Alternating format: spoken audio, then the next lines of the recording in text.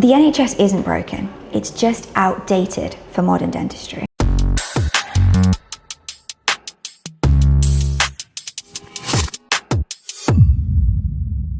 Today we're talking about the NHS and private dentistry and what are the difference, what are the benefits. Before we dive in, I just want to know, what do you actually love about the NHS? Because there's a lot of things the NHS does really well, and it's amazing with helping patients get the treatments that they need. So what are the points that you love about the NHS? So I think the NHS is a great service that we have in this country, and we are so lucky and privileged.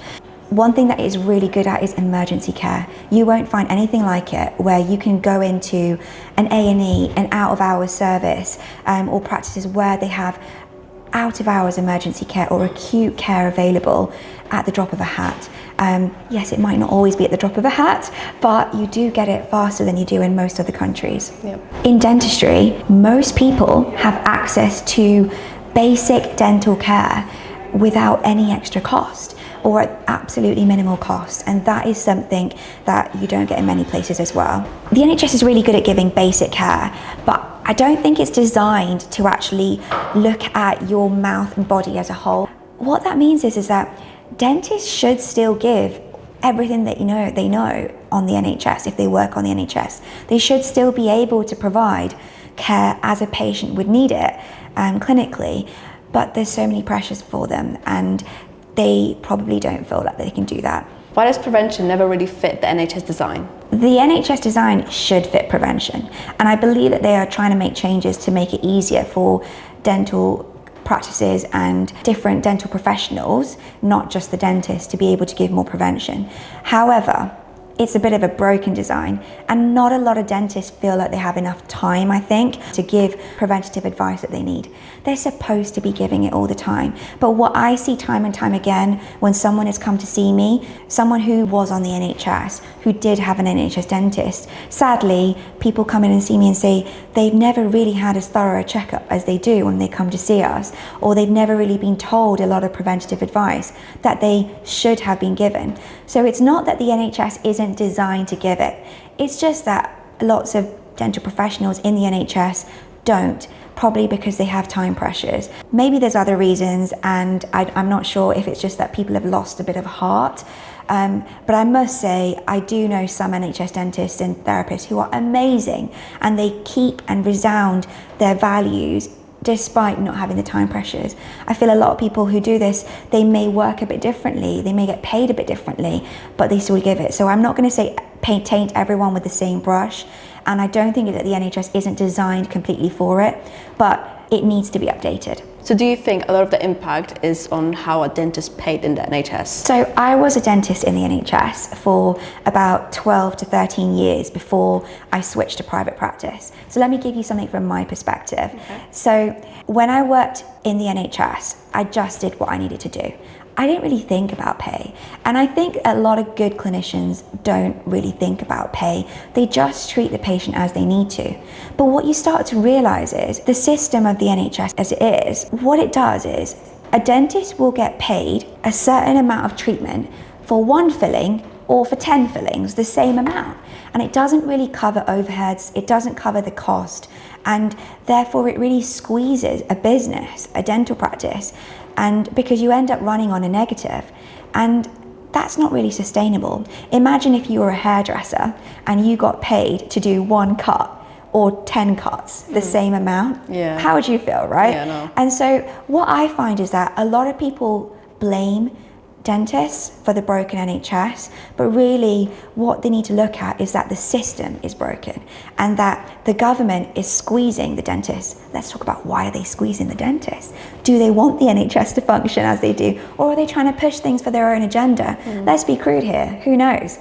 But I think it's really important to educate the public and to give them a realistic perspective, because if the public applied it to their own professions, how would they manage? It would be so hard to manage with overheads. And like I said, imagine if you got paid the same amount for one product as you did for 10 products. Yeah. It's not one get 10 free. It's not like that, right? You just can't do that. But that's how it seems to work. So that's what needs to change. Do you feel like you felt a lot more pressure when you were with the NHS than when you opened your own practice at first? When I was with the NHS, I worked as a dentist in someone else's practice. And so, yes, I felt the pressure of the time pressures. I felt like, you know, I was really being squeezed as to how fast I was working, even though I used to just run late all the time because I wanted to spend time with my patients. And I would try and give them everything I could in that session of treatment. So in that sense, I did feel the pressure. But the pressures of owning your own practice are something else. And because you hold your place to a high standard and you want everyone to work to that standard, because that's the sort of service you want to give to your patients. I think every day I start my day and I think, I'm so grateful that I've got this space that we have created that allows us to give thorough care for as long as we need to. We have appointments here that are 1 hour long for checkups. And you know, that means that we can talk about everything we need to for someone, give them the advice they need, the skills they need to make sure that they can look after their own teeth. Actually, the best patients are when we don't need to see them very often, because they know how to look after their own teeth and they have really good teeth. And if I can do that day in, day out, and it gives someone the gear they need to have the best health, well, then my day is complete. When I worked in the NHS, I simply couldn't do some of the beautiful aesthetic treatment that I wanted to do. You know, there's not the right equipment, there's not the right materials, and they just didn't even have a banding for it. Sometimes I would do it even though it wasn't the norm. But actually, working privately, it means that I can provide my patients with any type of treatment that I want. And you've got to be careful, because there are some private practices that may abuse that, or they may still give NHS care but just class it as private.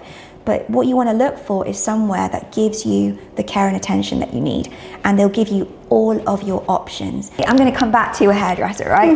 Say if you were taught to give like extensions, and that was your specialty. Well, then you'd be giving everyone extensions, right? And so just like that, if someone has one specialty in dental or medical care, they might start to lean towards that more. But what's really important is a clinician who can give someone all of their options. They don't just do clear aligners. They also know to discuss fixed braces. They also know to say, actually, this is not right for you. You know, they need to give someone all of their options, and that's what's important. And I feel like sometimes that's missed. So you've mentioned that dental checkups sometimes last here up to 1 hour. That's very different to, well, most UK dental practices, sometimes it's 15 minutes. So what is different that you do in a dental checkup at Kaizen Dental than other clinics? Well, I have to say I'm referring to a new patient checkup here. And when we see someone for the first time, we want to assess their whole mouth, and we want to get to the root cause of a problem, because what we're doing is formulating a treatment plan for this person. We're doing lots of diagnostic tests. So we do the x-rays that we need, we do a scan around their mouth, and we actually discuss this with the patient so that we can tell them, hey, look at the way that your teeth are positioned, or look at where all the plaque is, how you're cleaning, where the decay is, what is your bone levels like, what are your soft tissues like, is there any areas that are of concern? And we're not just pointing out the problems to fix, we're also starting to suss out where there may be warning signs for future problems, and we can discuss those too. And the beauty is that we're formulating a plan to prevent those problems from happening. Say if someone comes in and they've got a crack on their tooth. It's just a tiny little crack. It's not really giving them any bother. It's just a tiny little chip. It doesn't give them any issue. But we know that that crack's happening because of the way the teeth come together. And there's like constant force that's going on this tooth every time they chew, and it's slowly creating a little crack. Now imagine if that was on your wall, right? Or if that was on your door hinge or something like that. You know it's going to get worse over time, and at some stage it's going to snap. So unfortunately, when you don't think about prevention, then what you're going to do is wait for it to snap, and then you deal with it afterwards. And some people think, well, I'll just wait for it to snap. But what's the problem with doing that? If we're waiting for something to snap, then it may snap catastrophically, which means you can't fix it. It means the tooth has to come out, or it may need a root canal treatment. But if we can prevent it from getting to that point, if we can give either some extra strength to where it's going to snap, glue it together, or we can change your bite to prevent that force in the first place. Or let's take it one step further. why are you grinding your teeth? Is it because you're stressed? Well, let's look at your sleep patterns. Let's look at when you're grinding. Let's help to prevent that even further. If we can do all of that, then actually we can stop that crack getting worse, and we can actually strengthen and reinforce it as well as stop it getting worse. And that's something that's not always considered in a lot of places, and that's what we try to do. So to create all of that takes time. One is the loneliest number that you'll